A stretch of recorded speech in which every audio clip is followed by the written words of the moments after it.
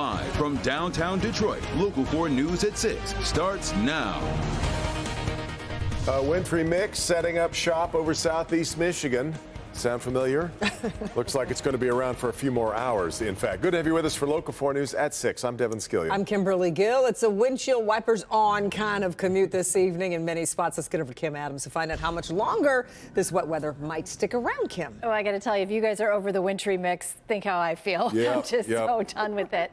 But we do still have a little wintry mix here in Metro Detroit. It's a little hard to detect on our radar because something's going on called bright banding, which means that it's snowing, but the snow is melting just on the outer edges of the snowflakes, so it reflects differently when the radar scans the different levels of the atmosphere. So it kind of looks, to the untrained eye, it looks almost like a thunderstorm on radar. That's what we've had this afternoon, but in fact it is just a very wet snow that's reflecting a little bit differently. But I have noticed some improvements in parts of Oakland and Macomb counties, but what I'm talking about down here along I-75 Monroe, that almost looks like a strong thunderstorm that would be in the summertime. We've had some bright reds and oranges, but it's just a very wet snow.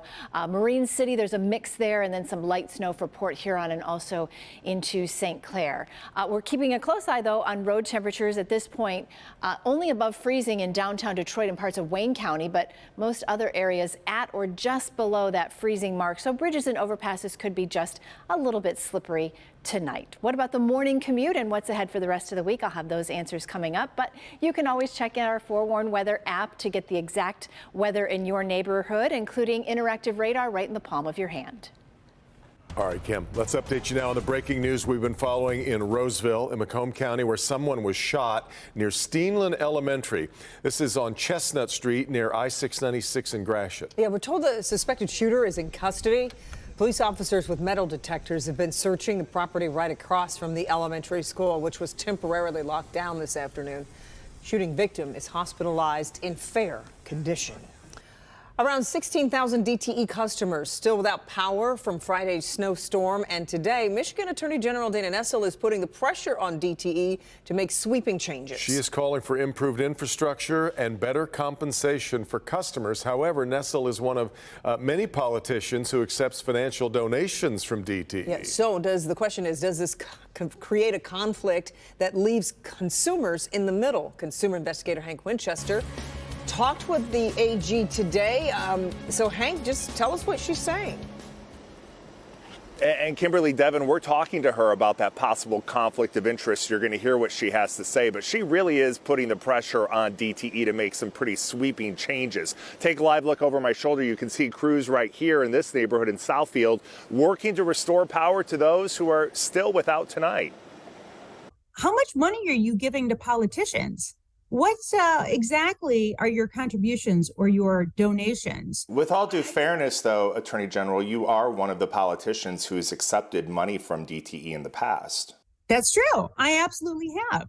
And people should be able to hold me accountable. Attorney General Dana Nessel isn't the only one. The governor has accepted more than $200,000 in donations from DTE, so have dozens of other elected leaders.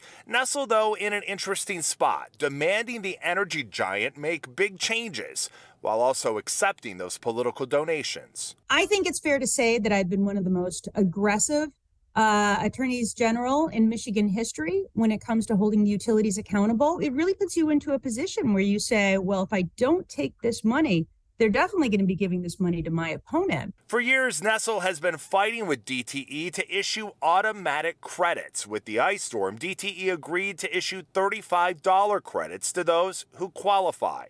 And those credits in this case are automatic. What we're seeing now in terms of the number of outages, the frequency of outages, the length of outages, it's completely unacceptable. But Nessel says DTE needs to be held accountable, and consumers, she says, have the right to know how much is being invested in upgrades, where, and what's being done to prevent widespread outages in the future. Let's make this as transparent as possible so people know where their money is going.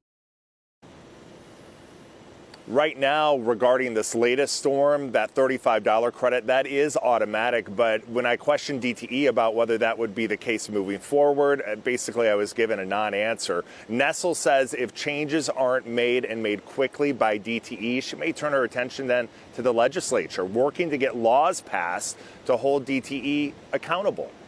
We're live here tonight in Southfield. Hank Winchester, help me, Hank. Back to you. Good questions, Hank, and I know you'll stay on it. We appreciate your reporting. A retired teacher from Macomb County is accused of criminal sexual conduct with a 15-year-old girl inside an airplane. 71-year-old Rex Phelps allegedly had sexual contact with the girl at Ray Community Airport, and according to a federal complaint, during flights the two took, the former Dakota high school teacher told investigators that he planned to have sex with the victim at his home when his wife was out of town after the victim turned 16. Phelps is charged with accosting a minor and 2 counts of fourth-degree criminal sexual conduct. We are learning more about a judge's ruling late last week, which effectively shelves civil lawsuits filed by Oxford school shooting victims and their families. Sean Lay is live with the impact of that ruling and the reaction from those families. Sean. Kimberly, we've been going over this ruling. It is a bombshell ruling impacting victim families suing Oxford school officials. Ben Johnson, the attorney, he's representing a number of these families. We talked to him today about what it means to people looking for accountability. She ruled that Michigan governmental immunity law applies, and therefore every single person that was related to the Oxford Community Schools, as well as Oxford Community Schools itself, is thrown out of the case. Doesn't even go to a jury trial. Attorney Ben Johnson breaking down a judge's ruling that dismisses Oxford employees from civil lawsuits for their action or inaction that led up to the Oxford school shooting based on governmental immunity. Governmental immunity has been utilized in this fashion now for about 30 years of my practice, and it's gotten worse over time. And it is a horrible, I think, unconstitutional law that needs to be thrown out. That's why we're imploring Lansing to take this up and do something with it. And we're going up to the Court of Appeals. And no matter whether we win or lose there, then we're going to go to the Supreme Court after that. So this is round one. But obviously, it's not one that we would have liked or wanted. Johnson represents several Oxford families who lost a child in the shooting or their child was injured by the gunman. Families who have said facing lawsuits is the only way to hold school officials accountable. Oh, they're devastated. They called it a gut punch. They called it, the thing that I thought was really hurts my heart the most, Sean, is they describe it as they feel like civil law, civil jurisprudence here in Michigan screwed them. Back here live, you heard Attorney Ben Johnson saying he's going to appeal this, and ultimately he believes it will go up to the state Supreme Court here for a decision if those Oxford officials or if governmental immunity guys can be dropped in the Oxford case. Meantime, many of those families that Johnson represents are going to be speaking out and giving their reaction to this ruling. Tomorrow morning, we'll have it covered for you. We're live downtown tonight. Sean Lay, Local 4, back to you. Yeah, okay. Sean, thanks.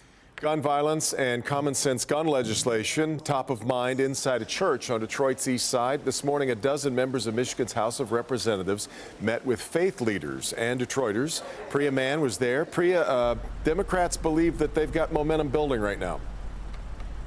Yeah, that's right, Devin. House Speaker Joe Tate says after years of gun reform bills just languishing in Lansing, change is going to happen. And Democrats right now are focused on 3 specific goals. Safe storage, universal background checks, red flag laws. Yeah. These bills must be passed. Speaking from the pulpit, faith-based leaders and Democrats called for common sense gun reform. It's not just about Uvalde and Oxford and Michigan State. It's Connor, it's Harper, it's Gratiot. Tijuana Rankin's 15-year-old daughter, Jada, was shot and killed nearly 7 years ago.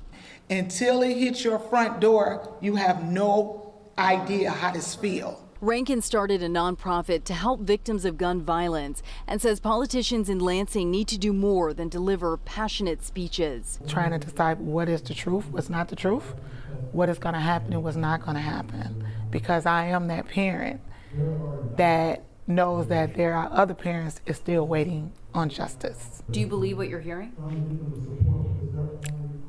No, honestly. And they're absolutely right. There should be some skepticism at the end of the day. In the past, they saw legislation like this not move at all. We will be by them side by side in terms of getting that common sense gun legislation across the finish line. We have been losing, our children has been dying for years. So Democrat this 4 round, Republican the next 4 rounds, and it's just history. It just goes and goes and goes. Yeah, certainly a lot of skepticism here. Speaker Tate says he expects to push these bills through the House this week. Similar bills are going through the Senate right now. When I asked for a timeline as for when could we see this on the governor's desk for signing, all Speaker Tate would say at this point is soon. We'll, of course, continue to follow this story. Reporting live tonight, I'm Priya Mann, Local 4. You sure will. All right, Priya. Detroit Mayor Duggan and his staff are preparing, meanwhile, for his annual State of the City address. He will deliver that tomorrow from Michigan Central Station. Christy McDonald, Kimberly, and I will have you covered starting at 6:30 on Local 4 Plus with a preview of the address. And then at 7, you can watch it right here on Local 4 or on Local 4 Plus.